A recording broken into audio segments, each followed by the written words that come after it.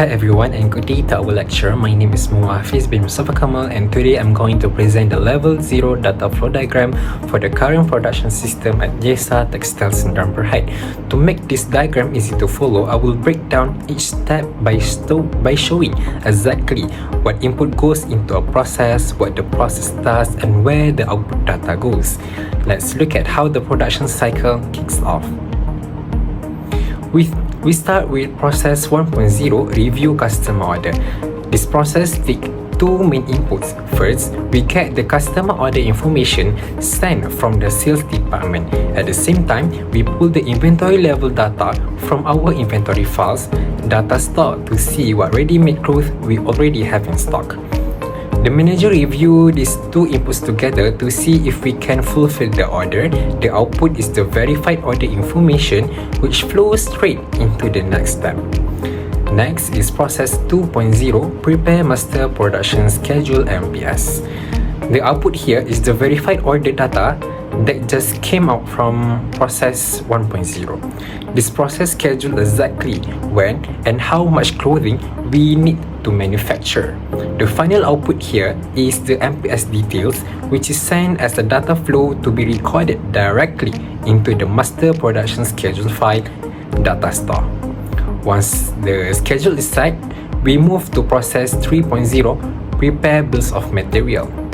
The input for this process is the schedule objective, which we pull directly from the MPS file data store. This process calculates the immediate raw material requirement like fabrics and threads that needed to be meet that schedule. The output here is the completed list, which is filed directly into the bills of materials files data store. Now that we know what material we need, we move to authorization stage with process 4.0, request materials. The input entering this process is the material requirement list from the previous data store.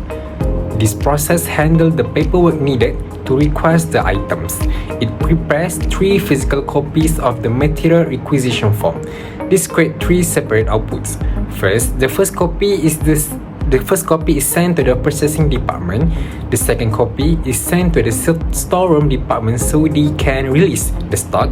And the third copy is output directly into our internal material requisition file data store. This brings us to the actual factory floor for process 5.0, produce ready-made clothes.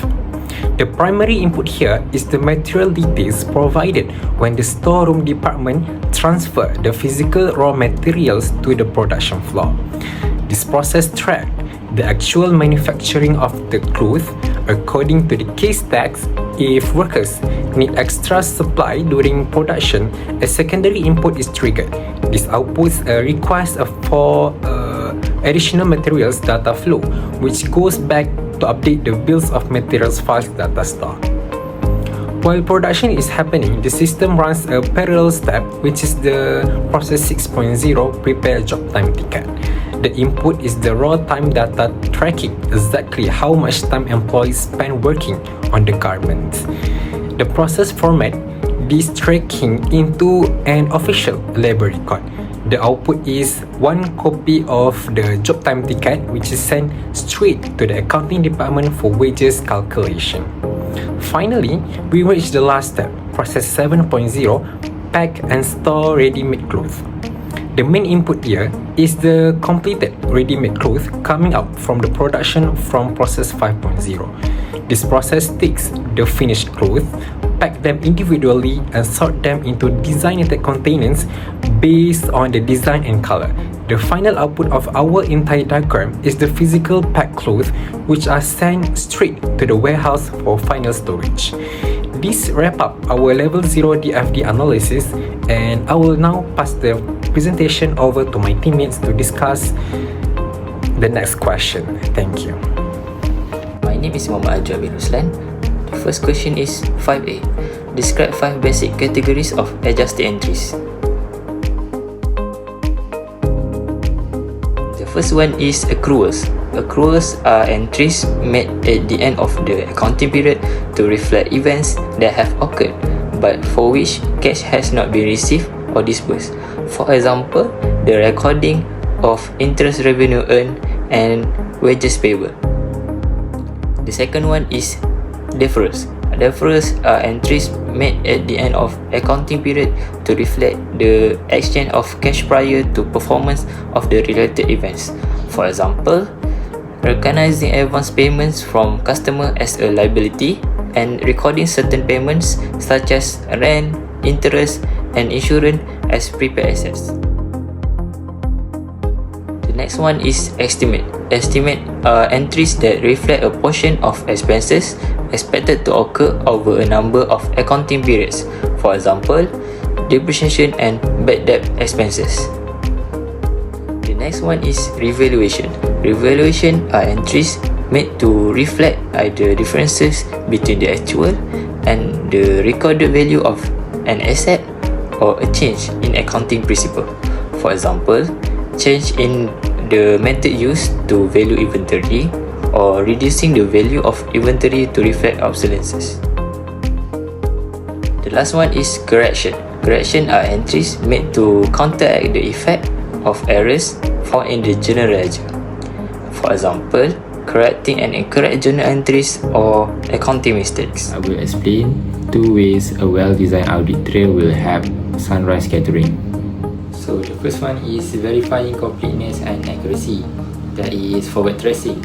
Application is Sunrise Catering can trace transaction forward from the initial event booking sheets, invoice copy, or cash receipt to the journal entries in the general ledger. The benefit is this ensures that all completed catering events are completely and accurately billed and that no revenue from cash collection handled by different staff members is omitted or unrecorded. The next one is verifying validity and proper authorization, that is backward vouching. The application is management can select an expense item from a financial performance report and trace it backward through the ledger directly to its original source document. For example is supply invoice or assigned payroll voucher. The benefit is this provides a reliable ways to verify that all record costs such as variable food supplies or casual staff labor are valid, legitimately authorized and captured at correct amount and helping to prevent premature or fraudulent expense recognition. Question 5C. The company experiences fluctuating numbers of events each month which affect labor and supply costs.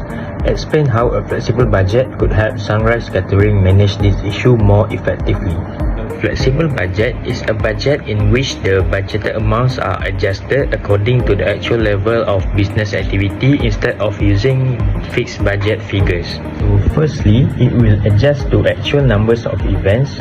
The monthly cost will be automatically adjusted based on the event volume, and the labor and food costs also will scale up with more events and decrease with fewer. And the second one is provide a fair performance evaluation to the company. So the managers are judged against actual workload costs rather than fixed budgets. And also this will eliminate unfair blame or reward from unpredictable swings in customer demand. So for the third one, flexible budget will also improve cost control. The management will compare the actual costs against a flexible budget to pinpoint unreasonable or unnecessary spending. And then this will help to detect inefficiencies and take corrective actions quickly.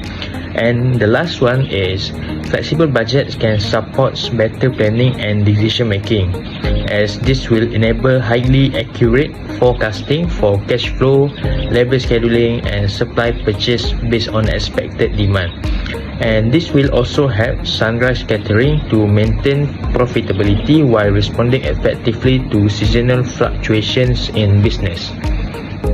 Next, we will discuss about 2 financial goals that Sunrise Catering should prioritize to remain competitive in the catering industry.